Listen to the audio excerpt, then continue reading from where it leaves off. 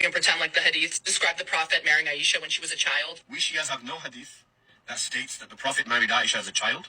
Okay, that's a fabrication. It's and not. It's only found in Sunni sources and weak Sunni sources. They're not weak I've sources. proved that Aisha was 18 to 19 years old when she married the Prophet. She wasn't. So no, she was not 6 or 9. She was. Let's get this straight. In Quran 65:4, scholars interpreted it as allowing child marriage before puberty. That's history. Deal with it. No, they did not, right? Islam doesn't allow marriages before puberty.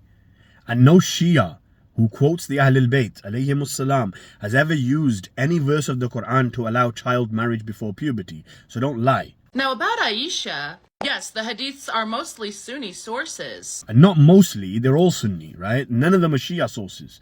Because, and I've proven this many times, that Aisha was not 6 or 9 at the time of her marriage to the Prophet. That's a fabrication. Why? I'll break it down for you.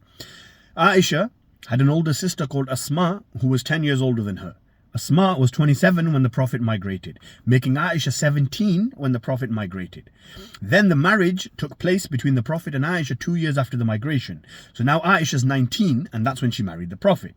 That's history. Deal with it. Both Sunnis and Shias follow Muhammad. And yes, we both follow the Prophet sallallahu alaihi wasallam, meaning Sunni and Shia. So show me a single hadith from the Prophet where he said, I married Aisha when she was 6. You can't. Why? Because it's a lie.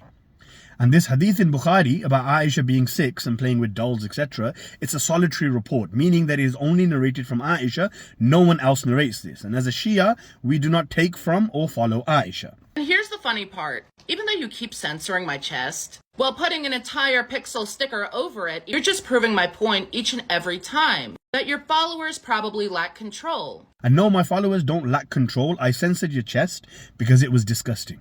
I'll be honest with you, right? And I already told you. No one wants to see that part of your body. All this while I was talking about child marriages still happening today in Pakistan. If some people in Pakistan, for example, marry a child, it's not permissible or legal in Islam, right? Don't confuse religion with people's corrupt culture.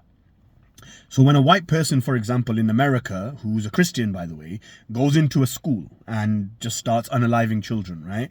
Is it fair for me to then turn around and say, oh, look, Christianity allows the unaliving of children? No. Why?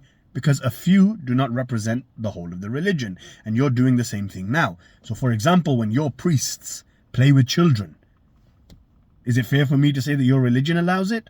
No. I don't think that the majority of the population isn't hip to you guys. We already know that you're permitted to lie. Quran 3:28. The Prophet said it's okay to lie during war, reconciliation, or to please your spouse. And here's the Quran in chapter 3 verse 28. Where does it say lie to your spouse? Spouse isn't even mentioned in the verse. Are you even quoting the Quran? Where does it say lie to your spouse? It's used for hypocrisy. Hypocrisy is making a reply video to me and not addressing any of the points that I made, where I showed that your Trinitarian Christianity allowed forced child marriages and how it allows women to be oppressed. Why have you not responded to any of that?